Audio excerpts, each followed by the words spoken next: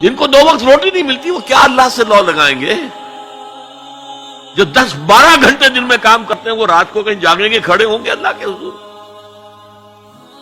شاہ صاحب کہتے ہیں کہ یہ جو طبقہ پیدا ہوتا ہے غرباء کا، یہ انسانوں کی شکل میں حیوان بن جاتے ہیں، لدو اونٹ، بار برداری کے جانور، کولو کے بیل، وہ انسان نہیں رہتے۔ حدیث میں نے آپ کو سنا دی، کاد الفقر و یکون کفرا۔ تو اس انقلاب کو برپا کرنے کے لیے، اور یہ میں آپ سے عرض کر دوں، تاریخ انسانی کا عظیم ترین انقلاب وہ ہے جو محمد نے برپا کیا صلی اللہ علیہ وسلم، اور یہ میری بات نہیں ہے۔ ڈاکٹر ایم این رائے، ممبر کمیونسٹ انٹرنیشنل، ہندو اور کمیونزم کی سب سے اونچی باڈی کا رکن، 1920 میں بولشوک ریولوشن کے 3 سال بعد 1917 میں انقلاب آیا تھا، ایک لیکچر دیا ہے لاہور میں بریڈلا ہال میں، دی ہسٹوریکل رول آف اسلام، اور اس نے کہا عظیم ترین انقلاب وہ تھا تاریخ انسانی کا جو محمد نے برپا کیا، because he was a revolutionary, he knew what a revolution means. کہا عظیم ترین انقلاب وہ ہے جو محمد نے برپا کیا۔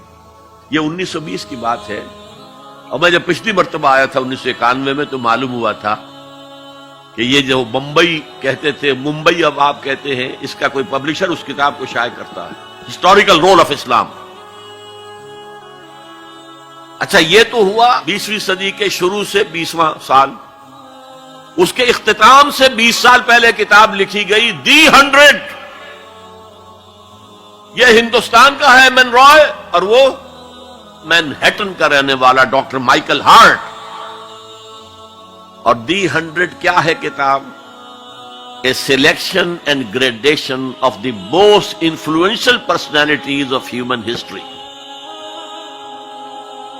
100 آدمی چن لیے تاریخ انسانی کے عظیم ترین، جنہوں نے تاریخ کے دھارے کے رخ کو موڑا ہے۔ عام آدمی تو تاریخ کے رخ کے اندر بہہ جاتے ہیں، جو رخ ہے چلو تم ادھر کو ہوا ہو جدھر کی۔ کچھ لوگ ایسے بھی دنیا میں پیدا ہوئے ہیں جنہوں نے تاریخ کے دھارے کے رخ کو تھوڑا موڑا ہے۔ تو سلیکشن میں تو 100 نام گن لیے، اور پھر گریڈیشن کی، سب سے زیادہ کس نے موڑا، پھر کون پھر کون پھر کون، اور نمبر 1 پر لایا ہے محمد کو صلی اللہ علیہ وسلم۔ جو کتاب اویلیبل ہے آپ پڑھیں، اور بڑے خوبصورت الفاظ اس کے ہیں۔ Naturally I O an explanation, میں عیسائی ہوں، حضرت مسیح کو نمبر 3 پر لے گیا ہوں اور محمد کو نمبر 1 پر رکھ رہا ہوں، تو یقیناً مجھے کوئی نہ کوئی اس کی ایکسپلینیشن دینی ہوگی، کوئی توجیہ کرنی ہوگی۔ اور پھر اس نے وہ جملہ لکھا ہے جو میرے علم کی حد تک کسی مسلمان کی رسائی اس تک نہیں ہوئی۔ This is because he was the only person who was supremely successful on both the religious and secular fields۔ تاریخ انسانی میں ایک ہی آدمی ہے جو ریلیجس اور سیکولر دونوں میدانوں میں بہت اونچا ہے۔ باقی سارے کیا ہیں؟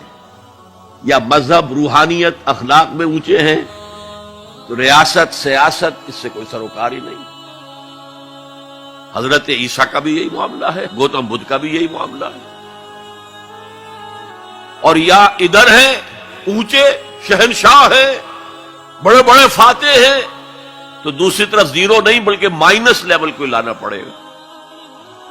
ایک ہی شخص ہے، وہ کہتا ہے ایک، دی اونلی، اسی لیے میں نے 3 دفعہ دہرایا ہے، the only person who was supremely successful at both the religious and secular planes۔ یہ ہے حضور کا انقلاب۔ برپا کس سے کیا؟ کتاب سے کیا۔ چنانچہ 3 مرتبہ وہ الفاظ آئے ہیں قرآن میں کہ آپ کا مقصد تھا دین کو غالب کرنا، اور اس کے لیے طریقہ کار کیا تھا؟ 4 دفعہ الفاظ آئے، 4 الفاظ، 4 اصطلاحات 4 دفعہ آئی۔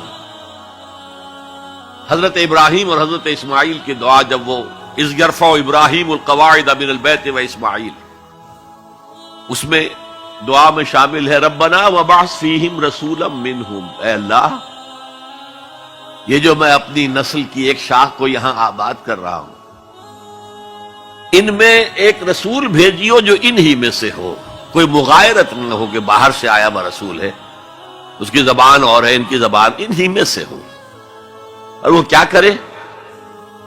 یتلو علیہم آیاتک ویعلمہم الکتاب والحکمت ویزکیہم، تیری آیات پڑھ کر سنائے، کتاب اور حکمت کی تعلیم دے اور تزکیہ کرے ان کا۔